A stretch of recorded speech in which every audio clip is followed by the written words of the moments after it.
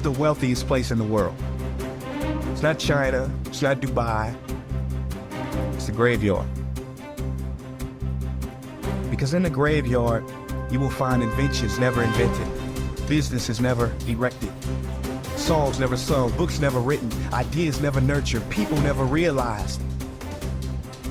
But you wanna know something else? You're not in the graveyard, yet. We get one life, and every passing moment, we will never get back again.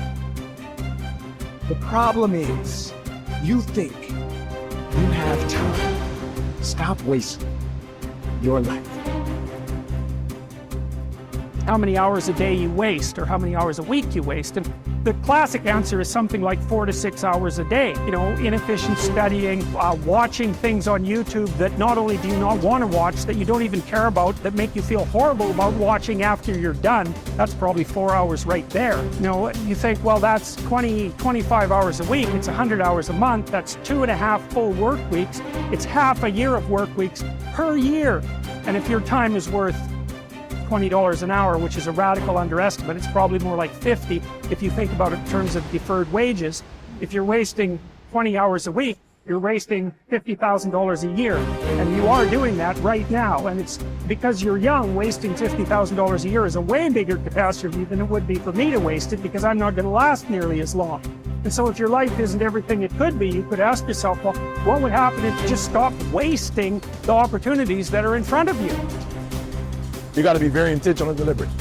The stuff that you're dreaming about, the stuff that you want to happen, it's not going to happen by osmosis. Like, you got to get up and you got to go after it. And what the devil wants you to do, what the enemy wants you to do, is get distracted and focus on stuff you shouldn't be focusing on. He wants you to stay in bed. What he would love to do is for you to waste these next 2 or 3 weeks. People spend time waiting for when the time is going to be right. They're waiting for the pieces to fall into place. They're waiting for the planets to align. They're waiting for everything to be all set. It's not going to happen. You want to know when the time is right? The time is right now. All you have to do to kill procrastination is just start.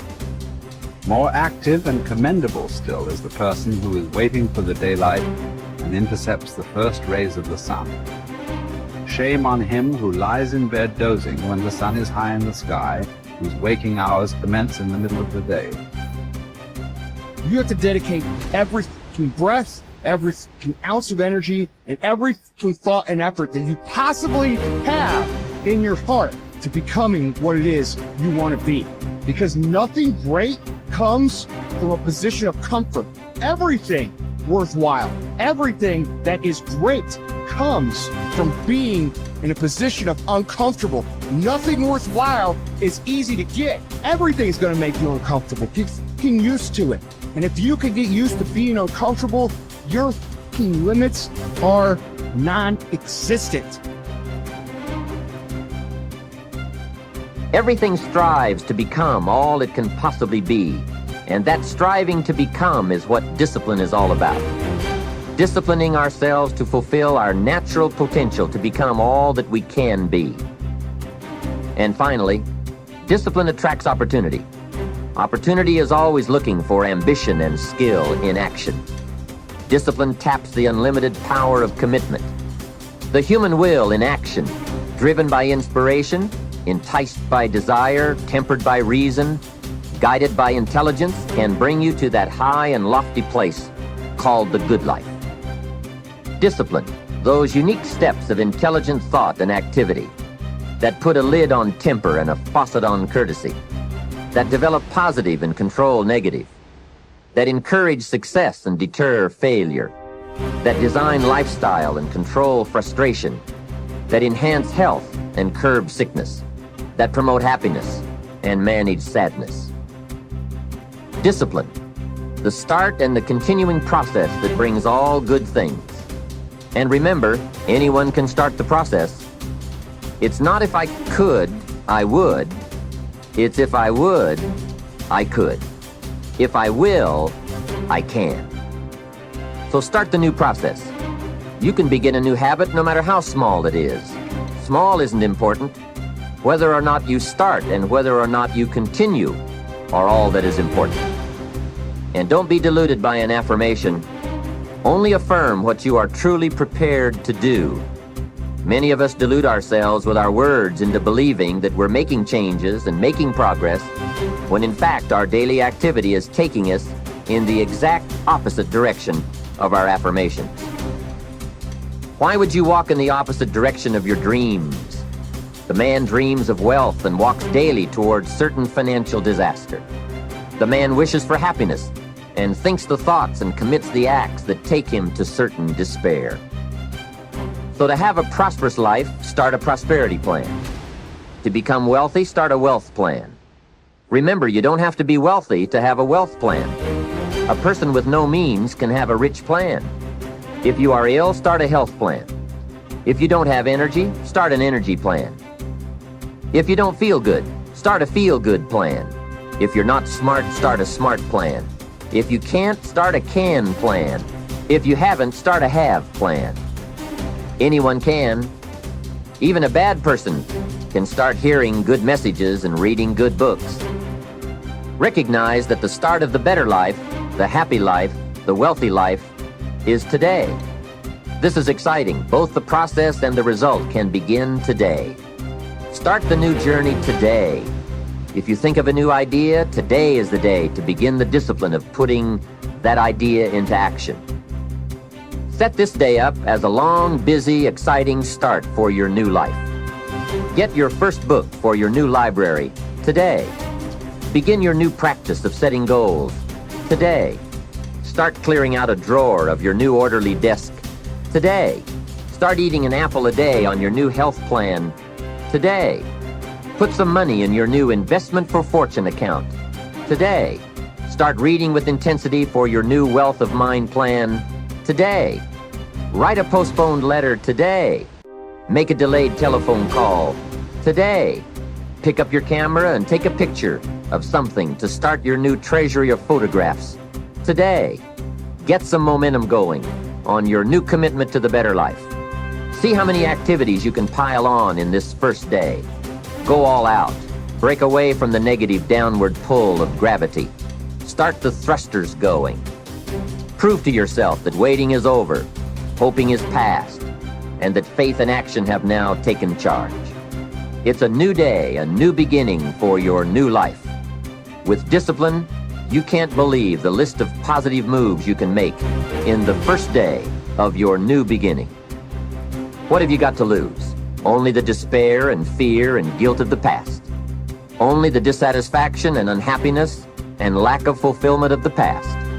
Only the frustration and low self-esteem of the past. Don't let yourself forget how many doctors have died, furrowing their brows over how many deathbeds, how many astrologers after pompous forecasts about others' ends, how many philosophers after endless disquisitions on death and immortality, how many warriors after inflicting thousands of casualties themselves, how many tyrants after abusing the power of life and death atrociously, as if they were themselves immortal. How many whole cities have met their end? Haile, Pompeii, Herculaneum, and countless others. And all the ones you know yourself, one after another. One who laid out another for burial and was buried himself, and then the man who buried him, all in the same short space of time. In short, know this: human lives are brief and trivial. Yesterday, a blob of semen. Tomorrow, embalming fluid, ash. To pass through this brief life as nature demands. To give it up without complaint.